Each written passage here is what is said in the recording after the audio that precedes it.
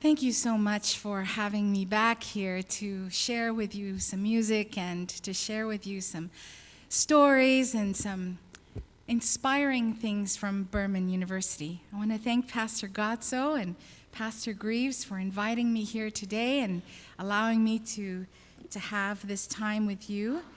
And I especially want to thank the Willowdale family for your wonderful support. As you may remember, on May 31st, a special collection was taken up that benefited Burman University.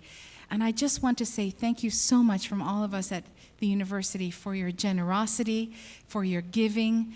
We can't do what we do without you, so your support means so much to us. I bring you greetings today from our campus family, from President Mark Heinel, from the faculty, the staff, the students of Burman. As a staff member and as an alumnus, I am very proud to be here with you today. As you know, this last May, we officially changed our name to Burman University, and the campus is buzzing with excitement about the name change. There are lots of reasons why this name change is going to help us a lot.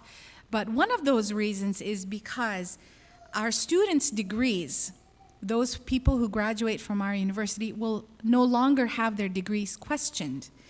The university status clearly shows our designation as an accredited 4-year degree granting institution of higher learning.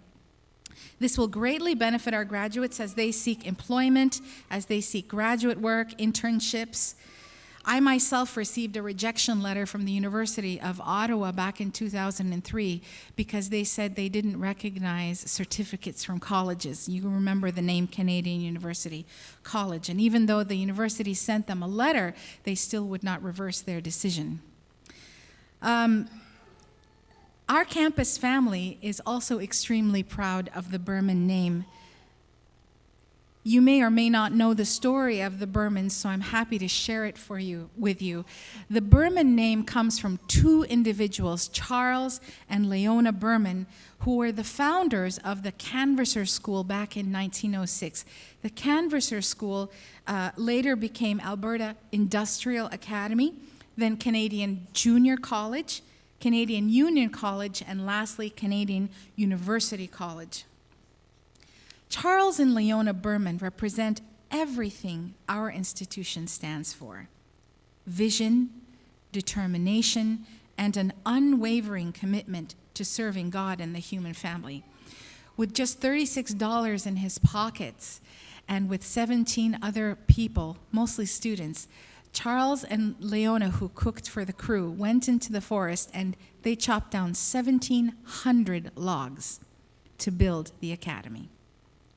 Now that takes guts and determination. The Burmans were pioneers working hand in hand with little resources and in the face of many obstacles to build a school that will educate and train men and women so that they could lead meaningful, purpose-driven lives of service. It would take that same dedication, pioneering spirit, and determination for staff, faculty, administrators, alumni, and students to become who we are today, a Seventh-day Adventist Christian university offering fully accredited undergraduate degrees in the arts, sciences, business, and in education. I chose today's scripture reading from Matthew 25 because I see it lived out on our campus every single day, just as Charles and Leona Burman lived it out in their many years of ministry. And I'm not just talking about how we train our students to become, to serve others. I'm talking about the actual caring, loving, compassionate community that the university is. A while ago, back in April, we had a whole week of events called the Burman Launch Week. Elder Dan Jackson, the president of the North American Division of the SCA Church, came to speak at the convocation service, and he shared a very special story, his memories of his time at then Canadian Union College. Pastor Jackson said, "When I was a student and I was working in the factory, the manager looked at me one day and he said, 'Son, you need a haircut.' And so he thought, oh, I better get a haircut. But being the poor student that he was, he couldn't really afford one. So he kind of took things into his own hands and took some scissors to his head. The next day, he arrived at work. The manager took one look at him and he said, "Son, you come with me." He thought he was in big trouble. But instead, he got a ride to the city of Lacombe. Now it's a city, then it was a town, where the manager paid for him to have a haircut. And these are the kinds of stories, again and again, that keep coming up about how loving and compassionate and caring our campus family is. The Bermans themselves were very giving and caring people. They were fondly known by the students as Ma and Pa Berman. Maybe it was the time when Pa Berman gave a student who didn't have a proper winter coat, and if you live in Alberta, you know that you need a winter coat. He gave him the coat off his own back because the student didn't have a proper one.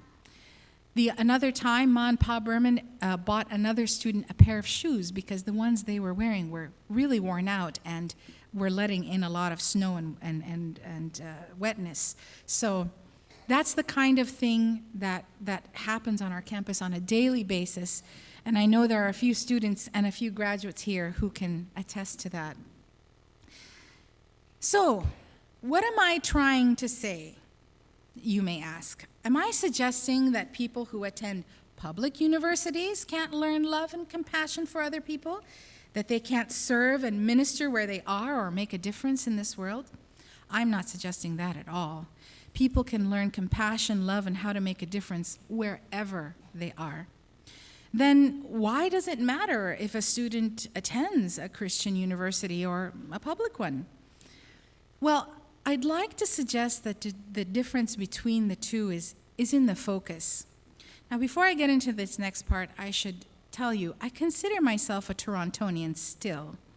My daughter was born at St. Mike's Hospital. I've experienced the many joys of the TTC. Smile. Yes. Go Leafs. Still. Yes, a lot of Flames fans don't like me. You will forgive me when I pick on the University of Toronto just a tiny bit, knowing that I love and respect it very much. Okay. I want to read to you a few things from the website of the University of Toronto, okay? I'm going to read the first highlight portion, which is the mission. The University of Toronto is committed to being an internationally significant research university with undergraduate, graduate, and professional programs of excellent quality.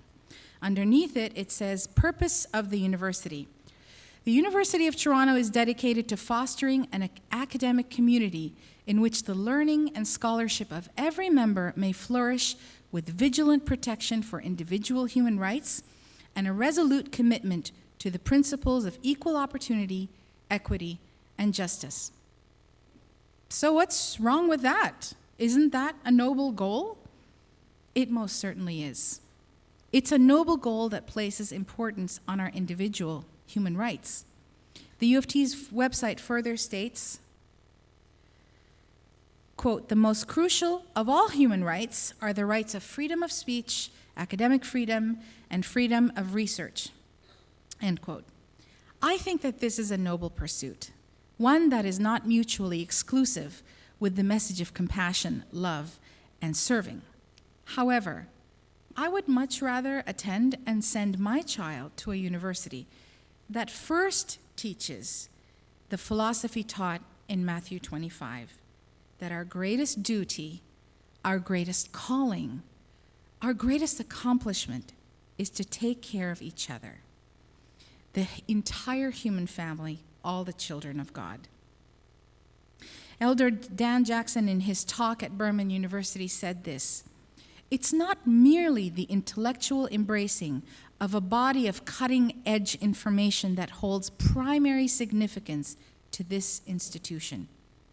If students go out brilliant in their fields, but do not understand the value of understanding who God is, and then responding to that by sharing with the world in every way, not just in one way, then the institution will have failed.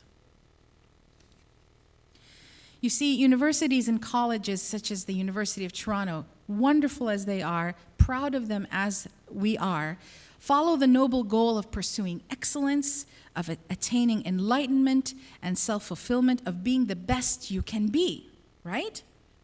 At Burman University, we emphasize being the best that you can be so you can serve God and mankind to the fullest of your potential. So you can be a whole person who has peace, joy, love in their heart that comes from knowing a loving God. So you can care for those that God put in your way, your family, your friends, your coworkers, your colleagues, so that you can live to fight oppression, greed, violence, injustice, poverty, abuse, and addiction using the talents and skills that God gave you. So you can be the most ethical entrepreneur, the most caring pastor, the most qualified and compassionate educator, the most invested psychologist or social worker, the most competent and caring doctor, dentist, nurse, or healthcare professional. So you can love people in the name of Christ so that they can see and experience Him who is the source of that love. One of our alumni shared with me the story of their son who became a lawyer after attending Walla Walla University. And he shared with me his delight that his son was able to attend a Christian university because he was offered a 6-digit job in a corporate firm in Seattle, but he turned that down to take a much, much smaller salary to work in a family firm. Why? Because he thought he could help more people by being in that small family law firm than being at the corporate law firm. And nothing against corporate law, and some of you might be working there, and good on you. Everybody can serve in any way. But it's that mentality of wanting to be the best you can be so that you can serve God that sets Christian education apart. Mother Teresa sums it up best. She says, at the end of life, we will not be judged by how many diplomas we have, received, how much money we have made, or how many great things we have done. We will be judged by, I was hungry and you gave me something to eat. I was naked and you clothed me. I was homeless and you took me in. That is what makes Burman University different, that focus. Now, Burman University may not have a few prime ministers as its alumni like the U of T and McGill proclaim, but we have a few things to brag about that I'd like to share with you.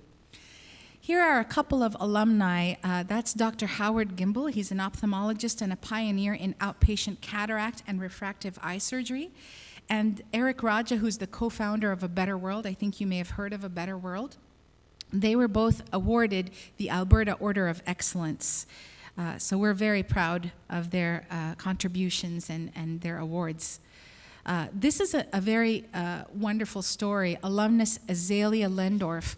She has a very great personal story. When she was younger, she and her sister had to run away from home so that they can attend a Christian high school. She decided to come to Burman University, at the time it was CUC, to get a degree in biology. And when she learned in 2003 that the Taliban in Afghanistan had banned education for girls, it resonated deeply with her own story, and she decided to start a Better World project, the 100 Classroom Project. 100 classrooms and fundraise $100,000. Well, she started that program back in 2003 or 4, and they're up to about $75,000 to $80,000, and 12 schools were built. We're very proud of Azalea's incredible dedication to that. A lot of our alumni have gone on to be church leaders and administrators in the SDA denomination. And here are a couple of alumni you may recognize. Recognize those two? Here's an alumnus you may know from TV. He was featured on the Oprah Winfrey Show back in 2008 or 2010, I can't remember. He's part of a a group of a project that was done on Loma Linda being one of the blue zones. Do you remember that show? The Blue Zone Project is a project that studies communities around the world that have longevity and good health, especially in their senior population. And there are 3 blue zones, and one of the 3 is the only one in North America is Loma Linda, California. And they featured Dr. Ellsworth Warham, who was at the time of taping was 95 years old and still performing heart surgery. He retired shortly after that program, and he's 100 years old, a centenarian now, and he's still mowing his own lawn. Amazing.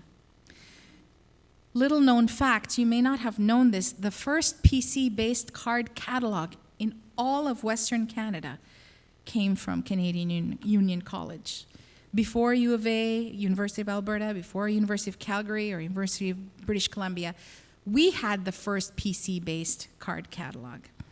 That same librarian in the picture, Mr. Keith Cloughton, and a professor of religion, you may remember him, Dr. Warren Trenchard, they took on the task of cataloging all of E.G. White's writings and all Adventist writers through the Library of Congress system, and now the Library of Congress uses their catalog system, and all SDA universities around the world use this cataloging system. That also came out of CUC.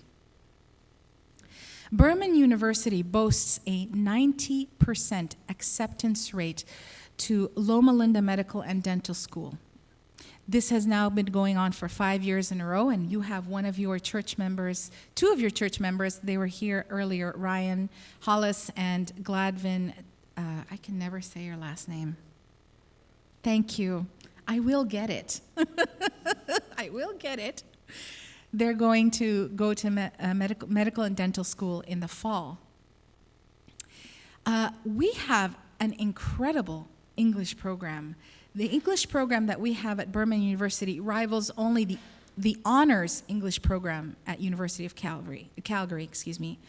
And our graduates do so well that last year 5 of our 6 graduates had been accepted to graduate work in the UK, in Scotland and Ireland and other places. So it's a fantastic program, and we're getting a lot of good feedback about our grads' work.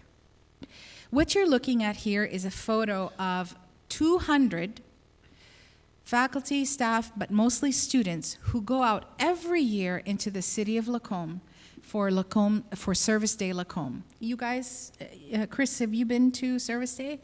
Service Day is a day where we tell Lacombe, what do you need us to do? We're here to help.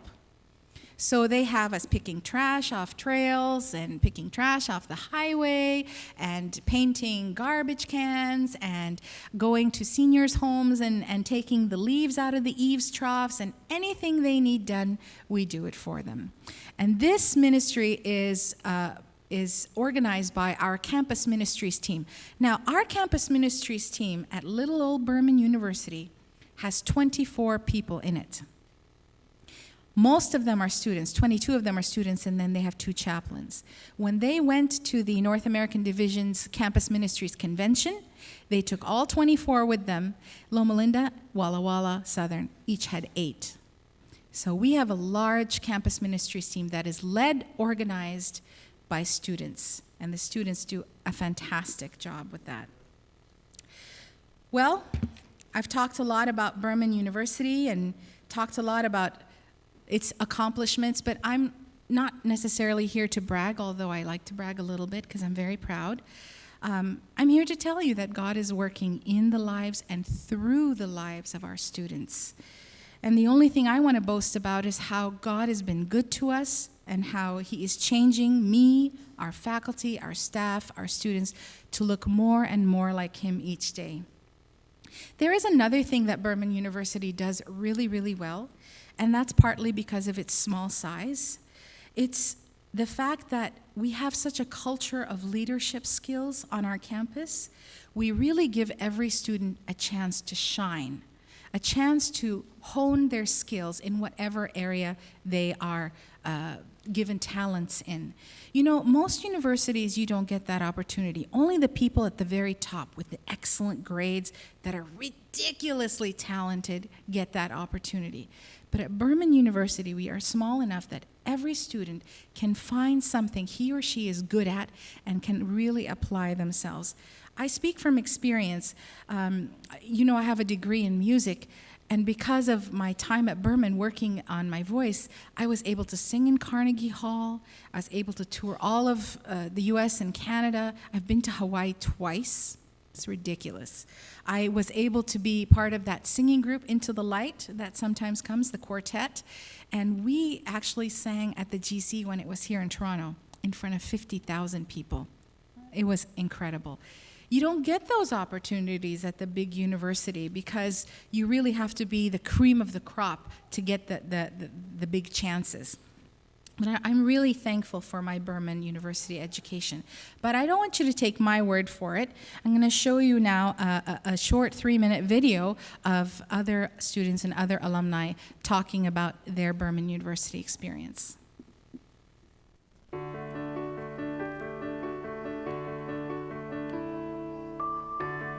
What I appreciate most about my Burman experience is the building of community and connections.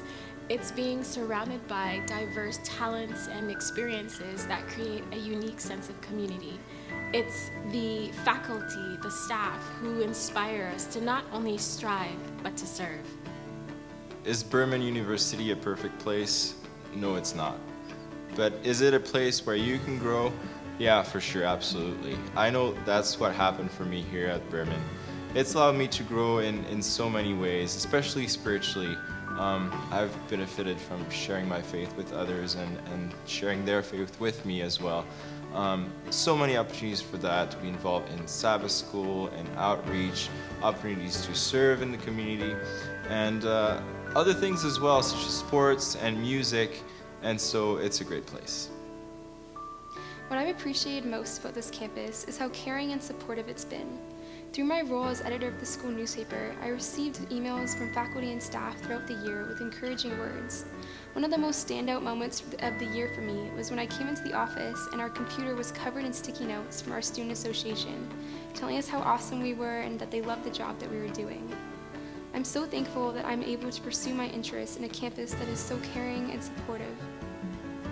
When I think of the opportunities that I received on this university campus, there's many that come to mind. I'll highlight just a few leadership opportunities that transferred over into real life skills in my field of education, both as a teacher and as an administrator.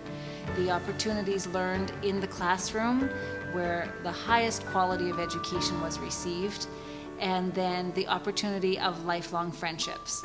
And let's not kid ourselves, those friendships include finding a spouse when you come to this campus, and I will forever be grateful for the opportunities that I received while attending university here.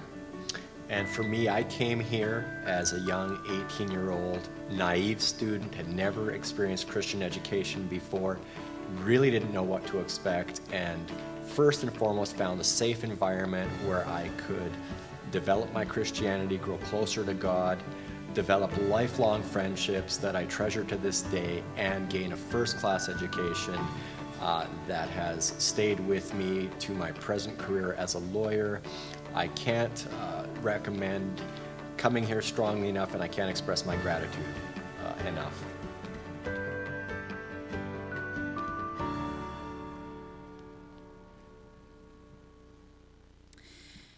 I'm so blessed to work at a place like this, and I love my job, even though some people are like, what? You love your job? You have to ask people for money? But I don't see my job as having to ask people for money. Really, all I have to do is to tell people about our students and the wonderful work they do and the incredible dreams they have to love people for Jesus and to heal this hurting world. And the rest is up to you. I just wanted to share a few things about the people you saw in the video. Asha, the first student that you saw, is training to be a pastor, and she just preached in our church a couple weeks ago. Roland, who you saw, the gentleman after her, just graduated with his education degree, and already he has a job at our Adventist school in Chetwynd, BC. Chetwynd, BC school is really cool. It's growing leaps and bounds.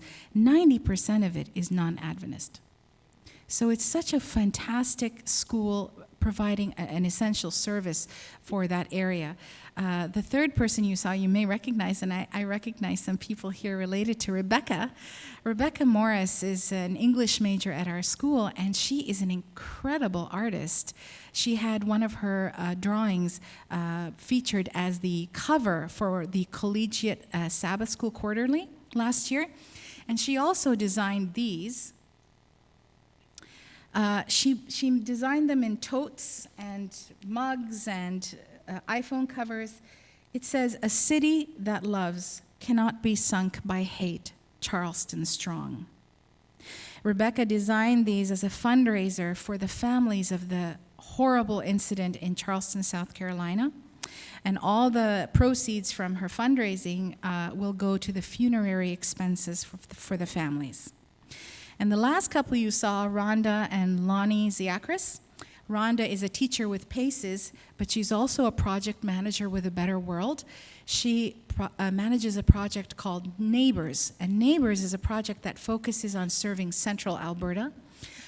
This year, they supported a family who have an 11-year-old daughter with a terminal illness, who mobility issues are going to start to creep up.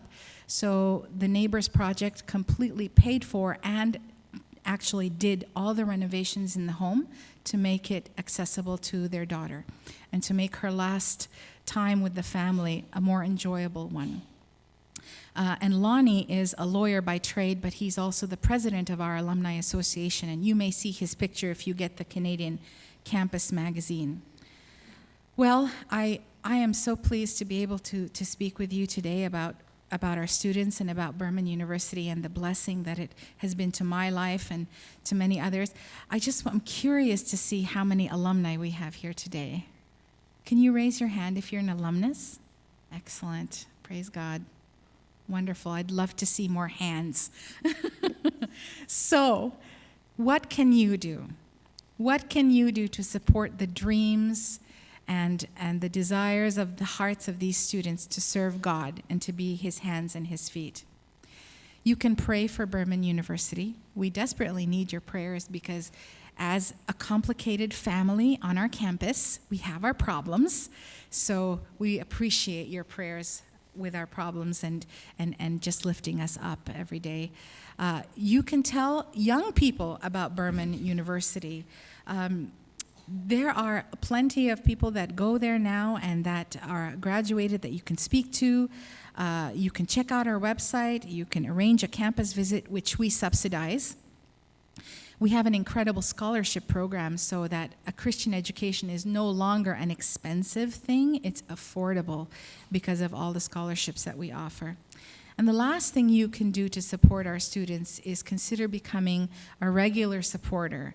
You'll be surprised how much a commitment of $25, $50, or $100 a month can do for us. Of course, any gift and all gifts are appreciated.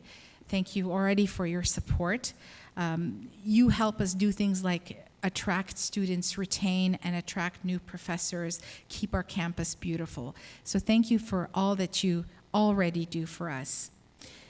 I'm so glad to have had this opportunity to talk to you about Burman University, and I hope that you will stay in touch with the university. Here's a few ways that you can do it to stay connected. God bless us all as we seek to do unto the least of these. Thank you.